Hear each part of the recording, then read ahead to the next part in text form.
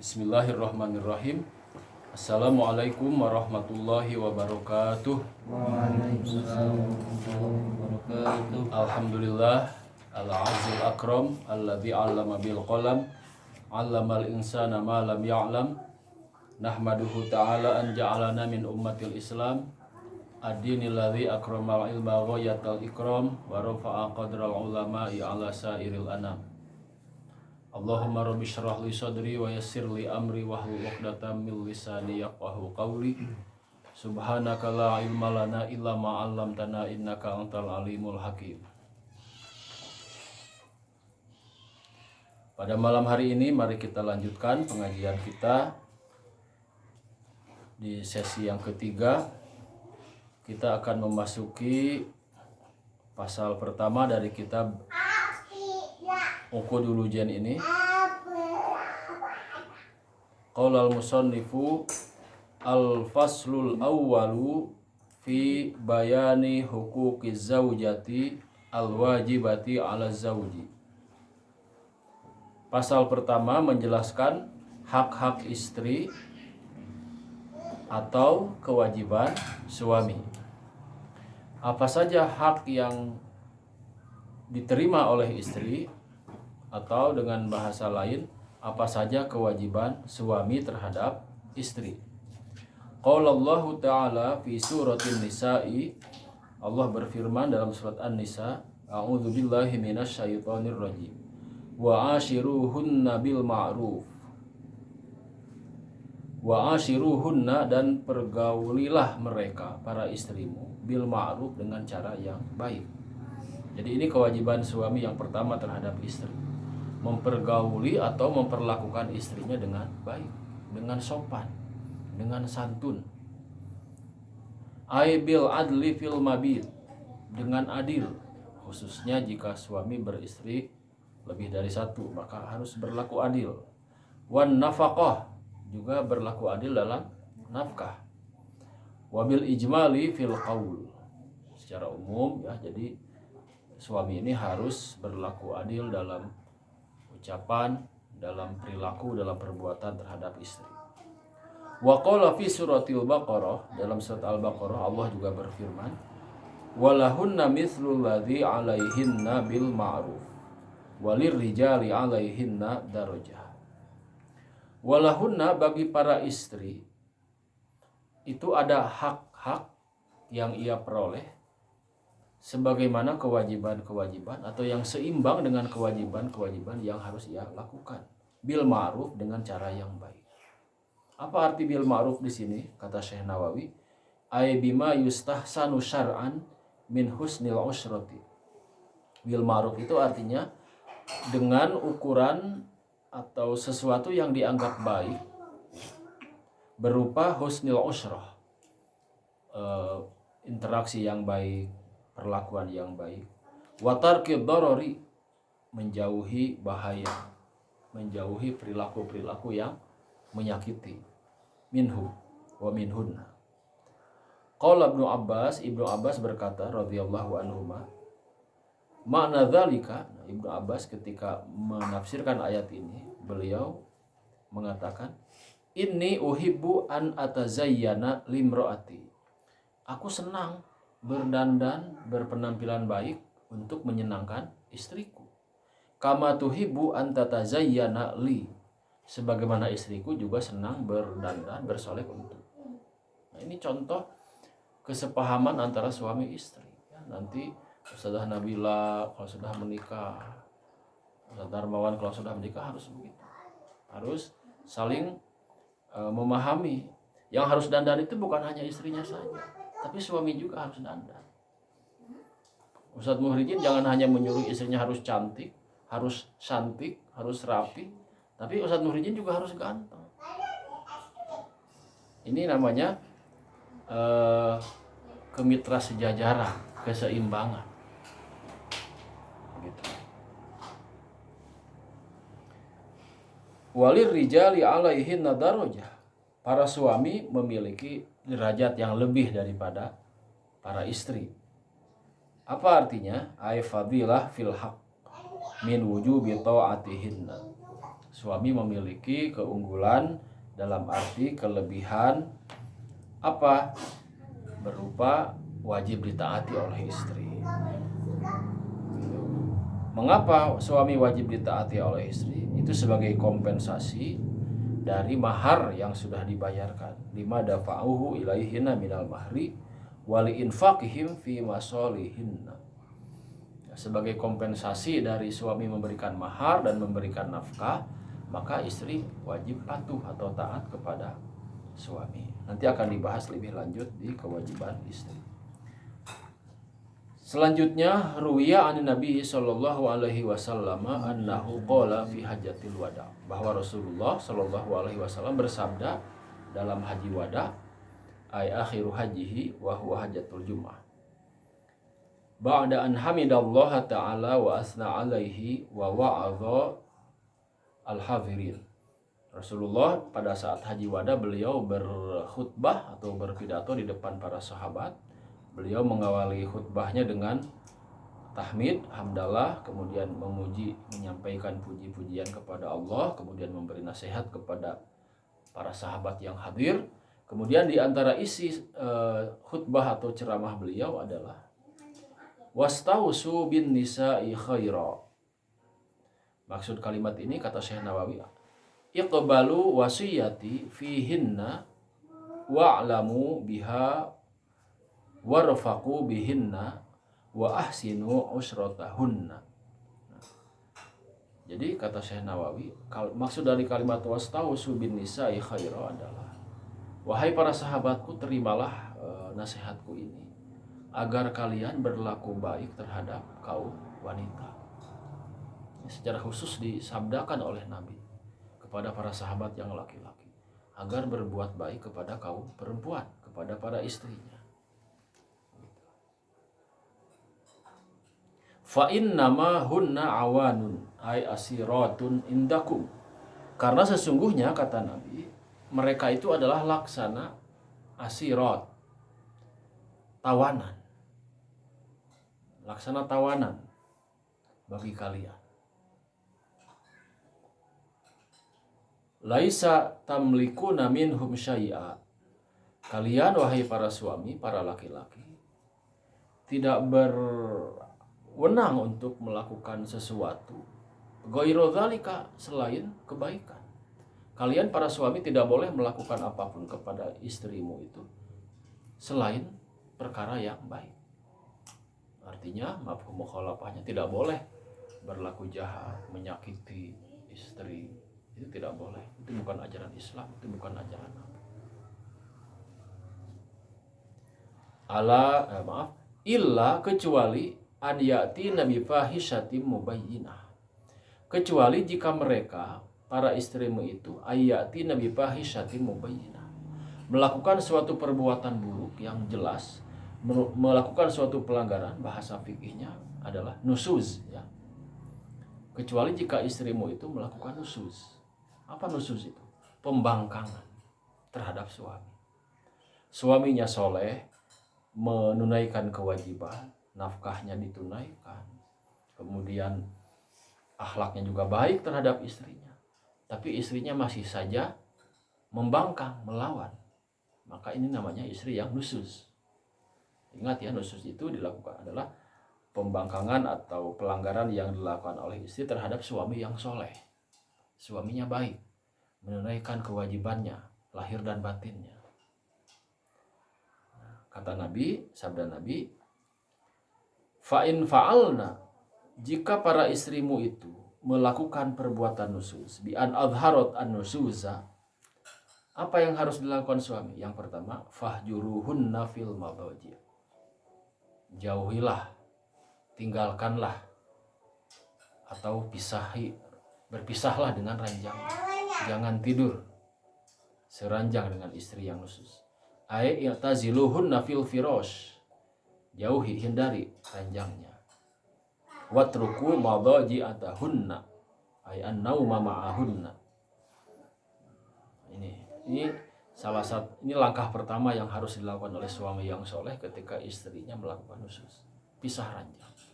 Tapi pisah ranjang di sini disebutkan oleh para ulama bukan berarti pisah rumah, melainkan pisah tempat tidur saja. Mengapa pisah tempat tidur? Karena secara psikologis ya, seorang istri yang biasa tidur dengan suaminya, ketika tiba-tiba suaminya tidak ada di ranjangnya, maka istri itu akan kehilangan, akan bertanya-tanya, ada apa ini? Nah, kalau dalam ayat Al-Quran yang menjadi dasar dari sabda Nabi ini diawali dengan fa'idhuhunna, pertama itu nasihati dulu dengan cara yang baik.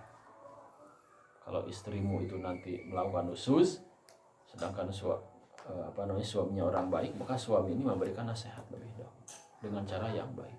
Kalau nasihat juga tidak mempan, maka fahjuruhunna fil madaji, pisah ranjang. Tapi pisah ranjang itu bukan berarti pisah rumah, melainkan masih dalam satu rumah. Kenapa? Kalau tengah malam kedinginan kan gampang, tinggal masuk lagi. Apalagi kalau musim hujan, suami tidur di kamar depan, di sofa, begitu istrinya di kamar di ranjang yang biasa. Nah, kemudian dijelaskan oleh Syekh Nawawi di sini, berapa lama ia harus melakukan fahjuruhunna itu. Di sini disebutkan wahadal hajru la ghayatalah, tidak ada batasnya sebenarnya. Li'annahu lihajati sholahiha, karena pisah ranjang ini dilakukan supaya istri itu kembali menjadi baik. Famata lam tasluh fal hajru baqi, selama istrinya belum insaf, belum berubah, maka suami masih boleh melakukan meninggalkannya, dalam arti pisah ranjang. Wa in balagha sinin, meskipun sampai harus bertahun-tahun kalau memang kuat. Wa mata soluhat, tatkala si istri ini kembali menjadi baik, insaf, menyadari kesalahannya, fala hajra, maka tidak boleh lagi si suami meninggalkan atau berpisah ranjang dengan istrinya. Wa inda ba'dil ulama'i, sedangkan menurut pendapat sebagian ulama yang lain, ghayatul hajri syahrun, batas durasi paling lama untuk pisah ranjang itu adalah 1 bulan. Nah, ini solusi yang ditawarkan oleh fikih Islam dalam menangani istri yang nusyuz. Nah, itu langkah pertama ya. Wadribuhunna. Nah, ini kalimat yang sangat menarik dan sensitif. Kalau tidak mempan dengan pisah ranjang, istrinya masih saja tetap nusyuz, maka wadribuhunna, maka pukullah mereka. Suami boleh memukul istri dorban ghairu mubrihin, tapi ingat dengan pukulan yang tidak menyakitkan. Alladzi la yuksiru idhaman, tidak sampai merusak tulang, mematahkan tulang. Begitu, wala yushinu adwan, tidak sampai mencederai anggota tubuh. Begitu. Ai dorban ghairu syadidin, pukulan yang pelan-pelan saja. Bahkan dalam tafsir Munir atau Marah Labid, ketika menafsirkan ayat An-Nisa yang isinya adalah wadribuhunna ini, Syekh Nawawi mengatakan bimandil malfu, memukulnya itu dengan mandil malfu. Apa mandil malfu itu? Tisu yang lembut atau kain sapu tangan yang lembut. Nakal ya. Bukan pukulan yang jegar-jegar sampai menyakiti, apalagi mencederai. Itu mah bukan menjalankan ajaran Al-Quran, melainkan itu adalah masuk dalam kategori KDRT, kekerasan dalam rumah tangga. Kalau istri tidak senang dengan perilaku suami yang melakukan KDRT, maka istri boleh mengajukan cerai gugat atau khulu, melaporkannya ke hakim. Nah, pukulan yang dibolehkan di sini adalah ghairu mubri. Ini kadang ayat ini dimanfaatkan oleh suami yang tidak bertanggung jawab, yang tidak punya ilmu, sehingga ia merasa punya hak atau ia merasa dibolehkan untuk melakukan kekerasan atau pemaksaan terhadap istri. Padahal kalau kita baca kitab-kitab fikih dan juga kitab-kitab tafsir, yang dimaksud dengan wadribuhunna di sini adalah pukulan yang tidak menyakiti. Memang di sebagian masyarakat ya, termasuk di tanah air kita atau di Mesir yang Ustaz ketahui, dalam undang-undang keluarga Mesir memang masih ada pasal yang menyebutkan suami boleh memukul istri. Nah, ini sering disalahpahami oleh para suami yang awam. Mereka berlindung di balik pasal ini. Nah, di pasal itu disebutkan pukulan yang tidak mencederai. Artinya kalau pukulan yang pukulan yang dilakukan oleh suami dengan tujuan untuk mendidik, seperti kata Syekh Nawawi tadi, bimandil malfu, dengan tisu yang lembut atau sapu tangan yang lembut, itu dibolehkan. Ini kebolehan suami memukul istri ini sampai hari ini, sampai saat ini menjadi salah satu bahan perdebatan di kalangan para ulama dan para aktivis gender. Sekarang kan ada yang disebut dengan HAM, hak asasi manusia. Banyak pegiat HAM yang menolak kebolehan suami memukul istri ini, karena di lapangan, di masyarakat sering disalahgunakan atau disalah tafsirkan. Nah, panjang kalau kita membahas. Tapi yang harus kita pahami adalah sabda Nabi ini adalah dorban ghairah mubrih. Ini kata kuncinya, yang tidak melukai. Nah, fa'in ata'nakum, jika mereka para istrimu itu mentaatimu, sudah kembali sadar, sudah kembali irsyad, fala tabghu alaihinna sabila, ay la tatlubu alaihinna sabila. Kalian para suami jangan mencari-cari alasan lagi. Jangan mencari-cari jalan untuk berlaku jahat kepada istrimu. Kalau istri sudah baik, sudah insaf, sudah menyadari kesalahannya, maka suami tidak boleh lagi tidak boleh lagi pisah ranjang, apalagi memukul. Melainkan suami harus memaafkannya. Kata Syekh Nawawi di sini, waj'alu ma kana minhunna ka'allam takun. Perlakukan istrimu itu, lupakan kesalahannya seolah-olah itu tidak pernah terjadi. Fa inna ta'iba minadz-dzanbi kaman la dzanba lahu. Karena sesungguhnya orang yang bertaubat dari sebuah dosa itu adalah seperti orang yang tidak punya dosa sama sekali. Kemudian kalimat terakhir, ala, ingat, kata masih sabda Nabi, innalakum ala nisaikum haqqa walinisaikum alaikum haqqa. Bahwa kalian para suami memiliki hak dari istri-istrimu. Artinya para istrimu memiliki sejumlah kewajiban bagi. Walinisaikum alaikum haqqa. Dan begitu juga para istrimu itu memiliki hak yang harus kalian tunaikan.